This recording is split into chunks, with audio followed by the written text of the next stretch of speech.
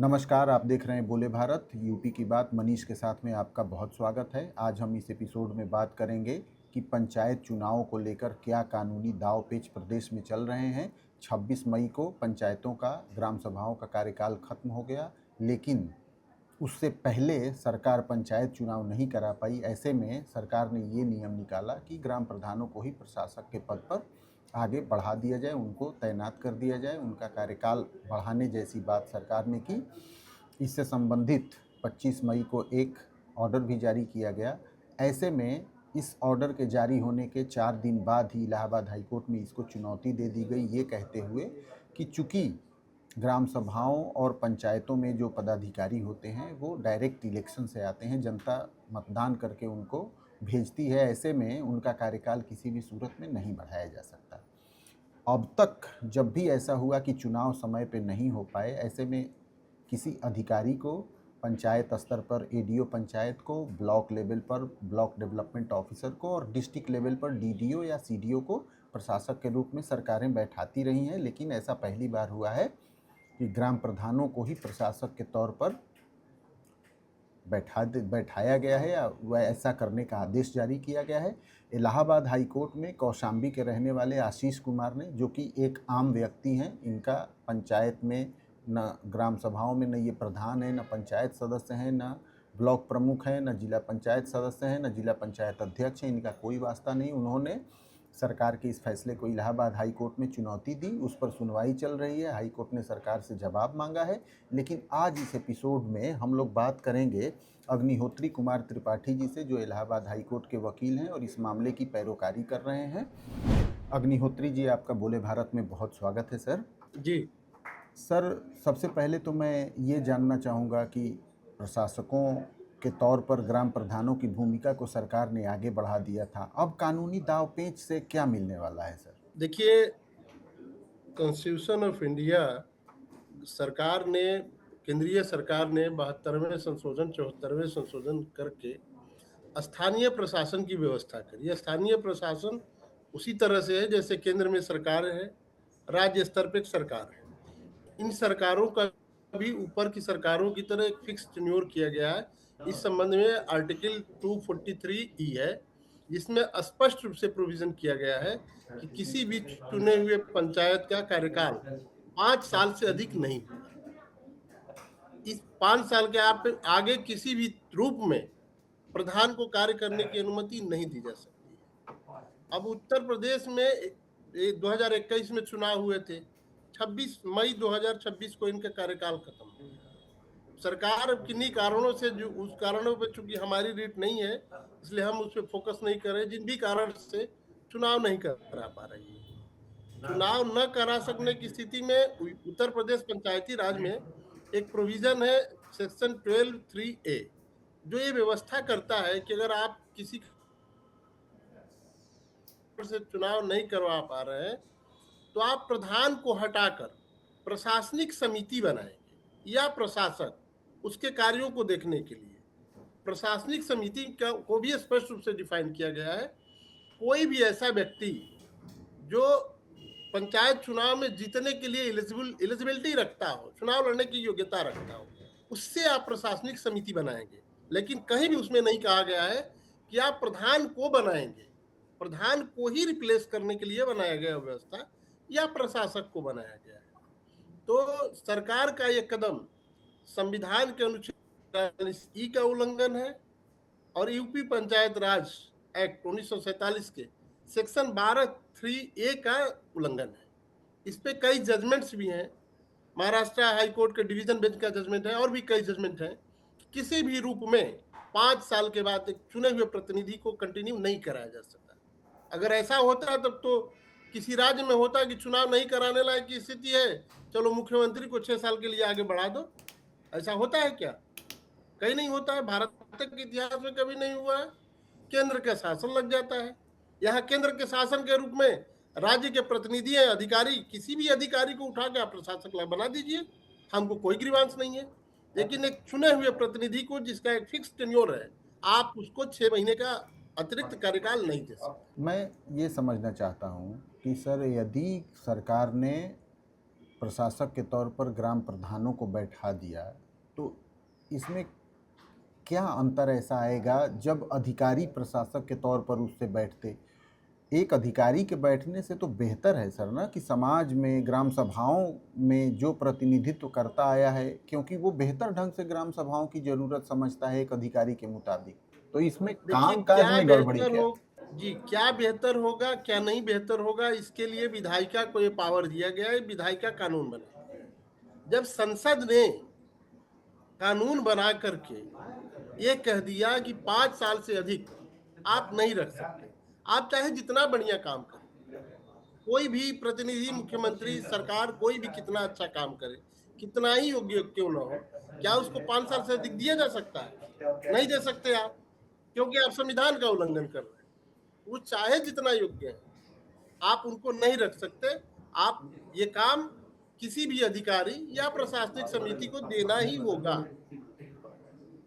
उनकी योग्यता से कोई मतलब नहीं है, चाहे वो योग्य हो ना हो, प्रतिनिधि उनको चुना, 5 साल के लिए चुना, चाहे जैसा काम किए, उसके बाद वो नहीं रख सकते। आप लोगों ने क्या इन्हीं दोनों ग्राउंड पे इस गवर्नमेंट ऑर्डर को चैलेंज किया है, जो आपने बताया 243E और पंचायती राज एक्ट का जो आपने हवाला दिया, या इसके अतिरिक्त भी बिल्कुल कुछ हमने और?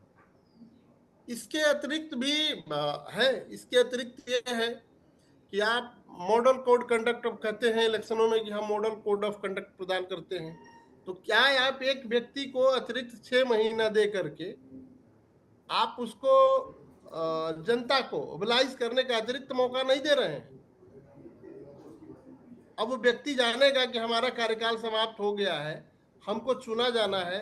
आपने क्या कहा है कि आप नीतिगत फैसला नहीं लेंगे। नीतिगत फैसला में कोई वहाँ इस तरह का ड्यूटी नहीं है जो कि वो रोक सकता है। उसका तो काम यही है कि जो सरकार से फंड एलोकेट होता है उसका उपयोग करना है। मान लीजिए मैं आपके घर तक सड़क बनवा दूं, ये कोई नीतिगत फैसला नहीं हुआ है, तो जनरल वर्क हुआ। आप उसका मैंने फेवर लिया कि नहीं लिया, आप मेरे प्रति मोबिलाइज होंगे कि नहीं होंगे? तो इस तरह से ये भी है, आप हा, इसका भी उल्लंघन कर रहे हैं। हाई कोर्ट ने इस मामले में अभी तक कितनी बार सुनवाई हो चुकी है सर, और हाई कोर्ट ने इस मामले में अभी तक क्या कुछ कहा है? अभी तक हाई कोर्ट में दाखिल होने के बाद आज पहली बार सूचीबद्ध था। चूंकि समय अभाव के कारण ये मुकदमा सुनवाई तक नहीं पहुंच पाई।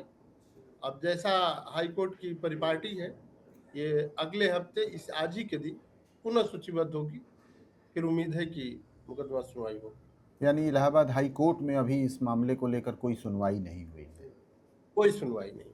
आपको सर इस बारे में क्या जानकारी मिली है कि इस तरीके से कहाँ कहाँ, क्या लखनऊ बेंच में भी किसी ने इसको चैलेंज किया है, या इस तरीके की कितनी कितनी पिटीशंस गवर्नमेंट के इस ऑर्डर को चैलेंज करने के लिए डाली गई है? इलाहाबाद में हमारी जानकारी में अभी तक कोई पिटीशन नहीं है। लखनऊ में एक पिटीशन है जिसमें संभवतः 10 जुलाई की डेट लगा दी गई है। 10 जुलाई की डेट लगा दी गई। अब सर मैं आपसे ये समझना चाहता हूँ कि जब भी इस मामले में चूँकि हाई कोर्ट में पिटीशन पड़ी है, सुनवाई होगी, तो जाहिर तौर पर हाई कोर्ट सरकार से इस मामले में कुछ जवाब तलब करेगी। वो पूछ सकती है कि आपको पक्षकार बनाया गया है और आपने जो ये फैसला लिया है, आपने चूँकि हवाला दिया है उसमें 2 कानूनों का जिसका उल्लंघन हुआ है, तो अब आप लोगों के आर्गूमेंट की क्या तैयारी है सर? हमारी आर्गुमेंट की तैयारी यही है कि आप किसी भी स्थिति में भारत के संविधान का उल्लंघन नहीं कर सकते। आप एक्ट में स्पेसिफिक एक्ट कोई प्रोविजन देता है आपको कि आप 6 महीने कार्यकाल समाप्त हुआ तो आप क्या व्यवस्था करेंगे, आप इसका उल्लंघन किसी भी स्थिति में नहीं कर सकते, चाहे लेकिन वो जिन व्यक्ति कितना ही योग्य क्यों ना हो। लेकिन जिन 2 एक्ट का आप हवाला दे रहे हैं सर, इसके बारे में तो गवर्नमेंट के ऑफिसर्स को भी पता होगा। पूरा न्याय विभाग एक संचालित होता है और वो ब्यूरोक्रेसी के 3 स्तंभों में से एक है, जिसमें एक कार्मिक, न्याय और वित्त, ये 3 बहुत इम्पोर्टेंट माने जाते हैं। उसमें एक न्याय विभाग है। न्याय विभाग में तो जुडिशियल सिस्टम के लोग ही अफसर उसमें होते हैं, चाहे वो प्रमुख सचिव हों या सचिव हों या अन्य किसी पद पर हों शासन में, उनको भी तो इस बात का इल्म रहा होगा। सरकारें कुछ फैसला अपने स्वार्थ अपने परिस्थितियों के हिसाब से भी लेती हैं। और आपने देखा होगा कि बहुत बहुत सारे फैसले, बहुत फैसले न्यायालय द्वारा अपास्त किए जाते रहे। तो ये नहीं है कि जो वो फैसला ले लिए हों, उनके न्यायिक अधिकारीगण मिल के लिए हों, या जो भी ब्यूरोक्रेसी है, पढ़े लिखे हों, जितने विद्वान हैं इसमें, लेकिन वो जो फैसला ले लिए जरूरी नहीं होता कि वो सही होता है। और एक तरह का मामला अ, अ, महाराष्ट्र में आया था एक समय में। वहां के डिवीजन बेंच ने स्पष्ट रूप से कहा कि नहीं, आप नहीं कर सकते। आप आउटगोइंग प्रधान स्टेट मेंबर्स को प्रशासक नहीं नियुक्त कर सकते, चाहे वो कितने ही सुटेबल क्यों ना। पंचायती राज एक्ट में सर इस बात का भी प्रोविजन है कि ये जो एडमिनिस्ट्रेटर बैठाने की व्यवस्था है ये 6 महीने तक के लिए है। 6 महीने के बाद किसी भी सूरत में आप ऐसा नहीं कर सकते। ऐसे में 6 महीने बाद तो यूपी में विधानसभा चुनाव होने शुरू हो जाएंगे, उसकी सारी तैयारी हो जाएगी। हो सकता है कि आचार संहिता भी 6 महीने बाद लग जाए। तो ऐसे में क्या रास्ता बचता है? बिल्कुल। अब ऐसे में चूंकि हम लोग एडवोकेट हैं और हम लोग जो घटित हो जाता है उस पे ही हम लोग टिक्का टिप्पणी कर सकते हैं। भविष्य तो भविष्य है, लेकिन जो अंदेशा आप अनुमान लगा रहे हैं संभवतः ऐसा ही होगा, और कि ये अगले विधानसभा चुनाव तक के चुनाव न हो, अब ऐसा मेरा भी अनुमान है। जी जी जी, नहीं नहीं, ये तो बात सर लेकिन निकल हम के उस साथ। पे, चूंकि हमारे हमारे रिट पिटीशन का बिंदु नहीं है, जी जी इसलिए जी, हम इस पे कुछ नहीं कर सकते। नहीं नहीं, ठीक है सर, बिल्कुल आप एक कानून के दायरे में ही रह के जितना आपने कागज़ पत्तर में हाई कोर्ट के सामने अपने बात रखी है। लेकिन मैं फिर भी ये समझना चाहता हूँ कि चूँकि आपने इस पिटीशन को फाइल किया है, आपने बहुत सारे लोगों से इसमें राय मशवरा भी लिया होगा। एक पिटिशनर तो हैं ही हैं, उनकी बातों को लेकर आप हाई कोर्ट में गए होंगे। लेकिन मैं ये समझना चाहता हूँ सर, यदि आप बता सकें, थोड़ा-सा ये पॉलिटिकल मैटर हो सकता है कि इसके पीछे सरकार की क्या मंशा होगी? क्योंकि ये कोर्ट पूछ सकता है, पूछ सकती है कोर्ट कि आखिर गवर्नमेंट की ये क्या मंशा होगी, तब शायद आपको डिफाइन करना पड़े।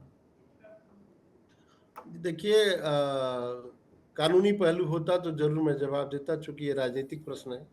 राजनीतिक प्रश्न से हम बचना चाहते हैं, हम इस पे कोई चल, जवाब नहीं देना चाहते।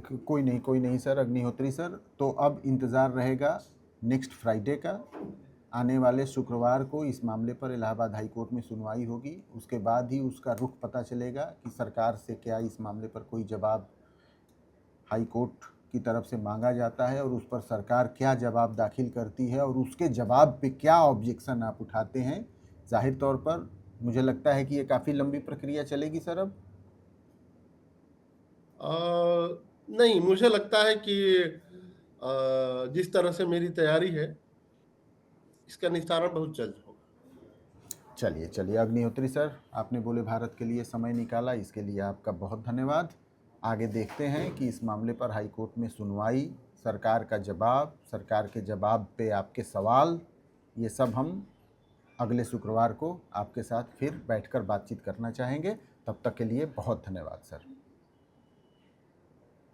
तो यूपी की बात मनीष के साथ के इस खास कार्यक्रम में आज बस इतना ही। एक और एपिसोड के साथ हम आपके साथ होंगे, तब तक के लिए दीजिए इजाज़त, नमस्कार।